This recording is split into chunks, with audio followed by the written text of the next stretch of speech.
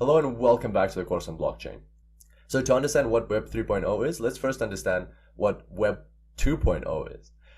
Here we've got a couple of examples of websites back from the 90s, as you might remember them or you might not remember them, but this is what they look like. And back then, simply, a website was just text, maybe some images and some links. And like in the case of the Apple, this is the Apple website, this is Amazon website, and in the case of the Apple website, like it's a bit like probably later in time or a bit more advanced because you can see like a form here, some buttons and so on, maybe like even some advanced coloring and things like that. So yeah, good old days. This is what the web looked like, and this was Web 1.0. As you can see, it's a very different experience to what we have now. So let's have a look at the websites of Apple and Amazon as they are today. So there's Apple. Look at those vibrant colors. Look at all the menus at the top and how you can just go and watch a video right here without leaving the page. And there's the Amazon website. Again, you've got like a form here, like a search form. You've got this carousel that's changing the ads in the background there. You've got all these different other ads. They're all tracking your purchases. You're being served the most relevant things to you. There's always these pop-ups. There's these very interactive things. And I'm not even talking about social media here. That's a huge new thing in the web as well compared to web version 1.0. And so all of this together is called Web 2.0. This term was popularized in 2004, and it signifies a paradigm shift in how we experience websites and the internet. So we went from just basic text and links and images to everything moving around, things loading. You can watch videos. You can watch videos without leaving a page. You can you have social. There's so many things going on, and some of them are listed here. A big role in Web 2.0 was played by Ajax and JavaScript, because those technologies allowed that whole transition to loading pages without refreshing, or loading elements on pages without having to refresh the page every time, or without the page refreshing itself. And that's that immersion into your experience that you get from there. And so that's Web 2.0. It was like, again, popularized in 2004. It's not like a specific date when that happened. It just all kept happening, and then people realized that we're in a different world now. And so let's map that out. On a typical website or typical experience, user experience on the web, we have a front end and a back end. The front end is what the user sees. The back end is what happens in the background, what they don't see. So in terms of front end, there's our back in Web 1.0. There's our Apple website. And now this is what looks like in Web 2.0. Its front end has changed drastically. The whole experience has changed a lot. Not just what they see, but like what they feel, how the machine learning technologies are serving them ads, what videos they interact with, how the websites are remembering things they've done before and adapting to them. So that was in Web 1.0. This is in Web 2.0. But let's look at the backend. How has the backend changed? Well, backend hasn't changed much. If we don't take into account all the complex algorithms that sit in the backend, the core structure, the core architecture of how people interact with websites and things on the web is through a centralized approach. There's a central server. For instance, Apple in this case has a central server, and we're accessing it. We're requesting things from the central server, and then we're getting information back. And so this is where blockchain can play a huge part in Web 3.0, and probably will. So there's Web 3.0.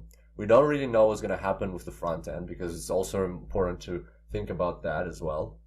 That will change. Maybe it'll become all computer vision, or maybe it'll become like even more interactive, or even more AI driven, personalized, and things like that. That's not the question that we're answering here right now. The question is, how will the backend change? Well, this is where blockchain can play a major role, and we can move from a centralized web in Web 2.0 to a decentralized web in Web 3.0. And let's have a look in a bit more detail how all that can take place. So here we've got all the people in the world, and as we know, we're all interconnected. We all somebody knows somebody, and then people know each other, and there's like this whole concept of 6 degrees of separation and things like that. Or now it's like even lower, that you pretty much know anybody in the world through like 4 or 5 or 6 connections. But nevertheless, even though we're all connected, when we want to interact with each other, what do? Well, we go to, for instance, Facebook, which has its centralized servers, which belong to Facebook, and all the data is stored there. And so we are actually interacting with Facebook or Facebook's servers and services, which then allow us to connect with each other. So we have that middleman, Facebook, which so far has done a great job. We got to give it to these companies for bringing us closer together. Facebook, LinkedIn, Twitter, and so on. Like they definitely had a major role in the evolution of how society and just globally the world is connected. However, the underlying foundational principle remains that we are still interacting through a centralized way with each other through the Facebook servers. So they have control over our data, over our privacy. They can service the ads they want to service. They can charge us if they want to charge us. If they don't want to charge us, they don't. And so there's a lot of control that we're giving away to them. Whereas in Web 3.0, with the blockchain approach, the hypothesized idea is that we move back to using this interconnectivity that we have with each other. And at the same time, there would be a blockchain or multiple blockchains which would run the applications. Again, a copy of this blockchain would be stored on every single computer, and then there would be smart contracts which govern how these applications work and what happens. For instance, in the case of a social media application or social media network, these smart contracts would say what happens when a person joins, what happens when they add somebody as a friend, what happens when somebody posts something, and so on. So it's basically the code behind that social media network, and that would all be stored on a blockchain. Blockchain would be running, just as we discussed throughout this whole course, how a blockchain works. And a great example of a blockchain that already exists for this is the Ethereum blockchain, where applications are already created. And we saw an example of Steemit, which is a blockchain version of Twitter. And so basically the social media network would live on this blockchain. We would all have either our own data or fragmented bits in pieces of each other's data in an anonymized way.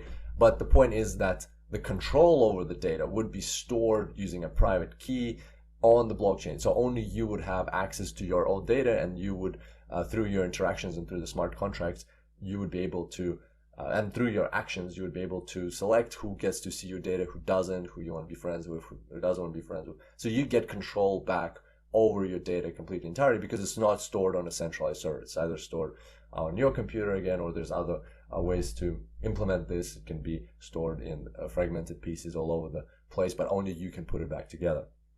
And so therefore what we're doing is we're leveraging our own machines rather than a centralized server to help make all of this happen. All the smart contracts are executing on our machines. All the data is stored on our machines. The blockchain is running on our machines. The interconnectivity is happening between our machines. We don't really need a central server.